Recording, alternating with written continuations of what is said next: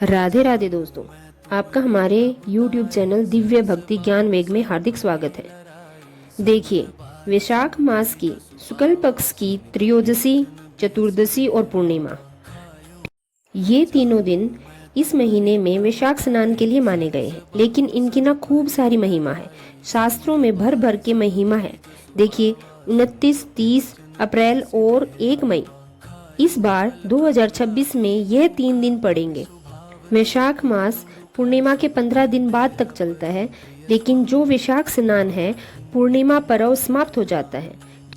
इसलिए जो लोग पूरे महीने स्नान दान पुण्य आदि नहीं कर पाए हैं, वो लोग खास करके 29 अप्रैल, 30 अप्रैल और 1 मई को सुबह उठकर सूर्योदय से पहले स्नान कर लेना और इन दिनों में दान पुण्य सत्कर्म कर लेना, खूब भगवान का नाम ले लेना, तो पूरे वैशाख मास का पुण्य आपको प्राप्त हो जाता है।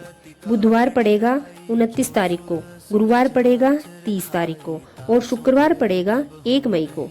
आइए अब जानते हैं कुछ और विस्तार से कि इन तिथियों की और क्या क्या महिमा होती है।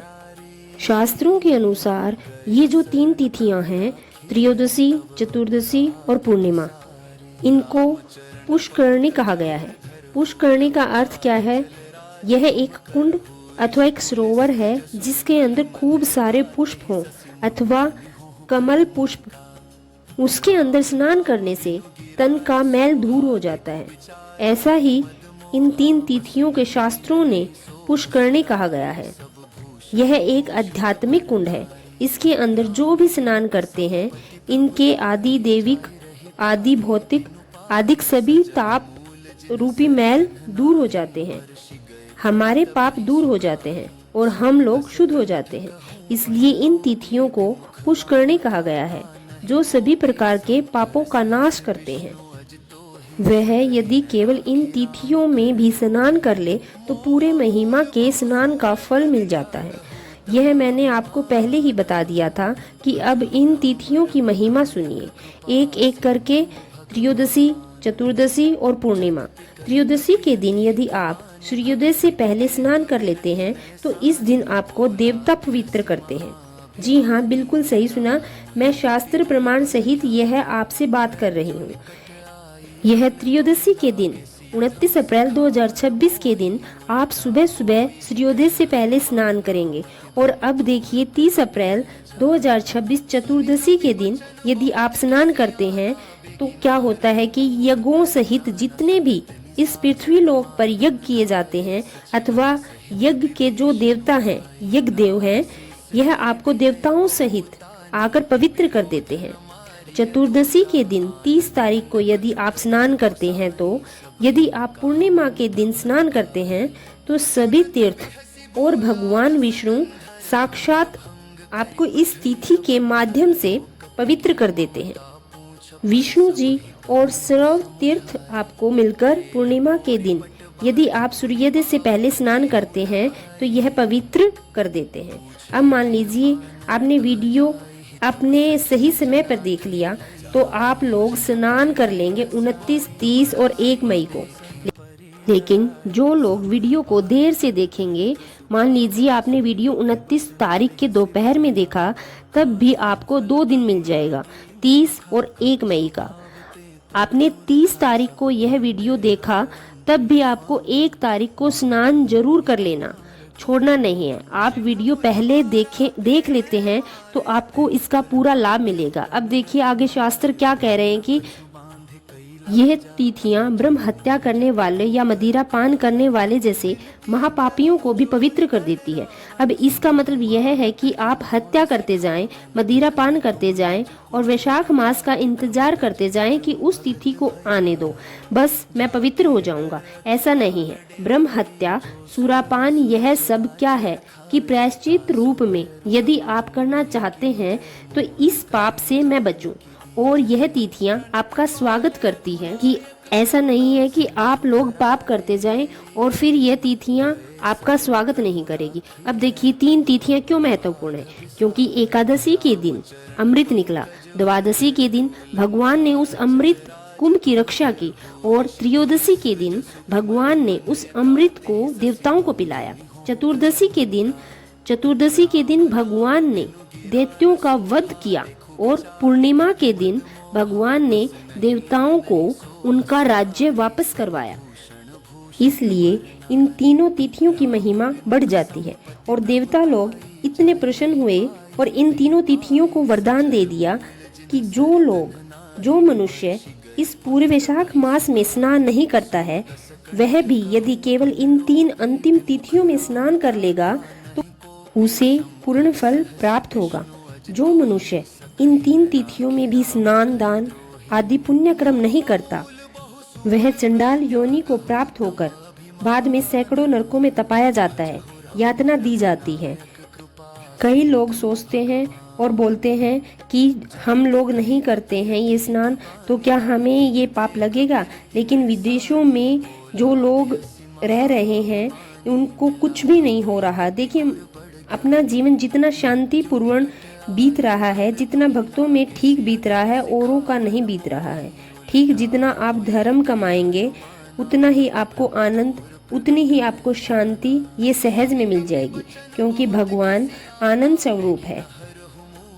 आप अशुभ कर्म करें या शुभ कर्म करें, आपको उसका फल भोगना ही पड़ेगा। भगवान ने गीता के युद्ध में मैदान में खड़े होकर कर्म योग नाम से एक पूरा अध्याय कह दिया था। अर्जुन, आप अपना सत्कर्म करते जाएं, क्योंकि जो आपने किया है आप उसका फल जरूर भोगेंगे। आप दूसरों की बराबरी मत करें। आगे देवता कहते हैं कि इन तीनों तिथियों के गर्म जल में स्नान नहीं करना चाहिए, हो सके तो ठंडे जल से आप लोग स्नान करें। बाकी जो वृद्ध हो, जो बीमार हो, वो ठंडे जल से स्नान न करके गर्म जल से स्नान कर सकते हैं। लेकिन जो लोग यह स्नान नहीं करते हैं वो निसंतान हो जाते हैं, उनकी आयुषण हो जाती है, यानी उनका भाग्य खराब हो जाता है। यह देवताओं ने श्राप दिया हुआ है, ग्रंथों में इसका वर्णन आता है। इन 3 तिथियों में जो लोग गीता का पाठ करता है अथवा जो सुन लेता है तो उसे अश्वमेघ यानी उसको रोज रोज अश्वमेघ करने के पुण्य के बराबर फल मिल जाता है। तो गीता जी के 7वें अध्याय का पाठ आप अवश्य करें। आप लोग इसको बार बार सुनना और वैसे भी सुन सकते हैं। यदि आप लोग तर्पण रोज कर रहे हैं तो आप आखिरी 3 दिनों में बिना भूले यह तर्पण जरूर करें। अपने पितरों की तृप्ति के लिए ये जरूरी है, ताकि आपके सांसारिक जीवन की गाड़ी सुचारू रूप से चल पड़े। ठीक आप तर्पण करते हैं, गीता के अध्याय को भी श्रवण कर लेते हैं, तो ऐसे ही आपको अश्वमेघ यज्ञ के पुण्य फल प्राप्त हो जाते हैं। जो लोग इन वैशाख के आखिरी दिनों में विष्णु सहस्त्रनामा का पाठ कर लेते हैं वो सबसे ज्यादा फलदायी माना गया है। लेकिन जैसे रामायण में राम जी के चरित्र का वर्णन है और वैसे ही गीता के अध्यायों में कृष्ण जी के चरित्र का वर्णन है। जो मनुष्य वैशाख मास में श्रीमद् भगवत गीता के आधे श्लोक या 1/4 श्लोक को भी पढ़ लेता है, वह मनुष्य ब्रह्म भाव को प्राप्त कर लेता है। तो अब मैं आपको बताने जा रही हूँ कि इन तीनों आखिरी तिथियों में हमें क्या क्या करना चाहिए। आप लोग गोपी गीत जरूर सुनना, गीता के 7वें अध्याय का पाठ जरूर करना। विष्णु सहस्त्रनामा भी आप पढ़ सकते हैं, लेकिन उसके बाद आपको गोपी गीत सुनना है। इससे आपके भागवत पढ़ने का पुण्य फल मिल जाएगा। सहज और सरल करके मैं बताने जा रही हूँ, इसका आपको जरूर लाभ लेना है। जो भागवत जी का इन तीनों दिनों में श्रवण करते हैं, पाप उसको ऐसे ही स्पर्श नहीं करते जैसे कमल के पत्ते को जल स्पर्श नहीं कर पाता। ठीक समस्त पापों से मुक्त हो जाएंगे। यदि आप ये तीनों चीजों का पाठ कर लेते हैं तो आप स्कंद पुराण में एक वर्णन आता है कि प्राचीन काल की समस्त तीर्थ आए, तीनों लोकों के तीर्थ आए। तीनों लोकों में कितने तीर्थ हैं? सैकड़ों तीर्थ हैं। अब देखिए पृथ्वी पर कितने तीर्थ हैं, यह तो आप उंगलियों में गिन सकते हैं, लेकिन हर एक लोक में अपने अपने तीर्थ हैं। तो समस्त तीर्थ यानी 100 करोड़ तीर्थ, ये सब एकत्रित होकर भगवान विष्णु के पास गए और कहा कि जो लोग अपने पाप धो रहे हैं वो तो साफ हो जाएंगे, लेकिन हम मैल से भर जाएंगे। तब भगवान विष्णु ने कहा कि जो ये आखिरी 3 दिन हैं वैशाख के, वो त्रयोदशी, चतुर्दशी और पूर्णिमा है। यह मुझे अपने प्राणों के समान प्रिय है। देखिए, यह भगवान विष्णु कह रहे हैं कि ये तीनों दिन मुझे मेरे प्राणों के समान प्रिय हैं, और जो भी इन दिनों के अंदर स्नान करता है सूर्योदय, उनके सारे पाप नष्ट हो जाते हैं। ऐसा नहीं है कि जब ये 3 दिन आए तब हमें किसी तीर्थ स्थान पर या किसी पवित्र गंगा या यमुना नदी में ही स्नान करना है। हम घर रहकर भी सादे जल से स्नान करके अपने पापों को नष्ट कर सकते हैं। इसलिए 29 अप्रैल, 30 अप्रैल और 1 मई को आप अवश्य सूर्योदय से पहले स्नान करें। धन्यवाद।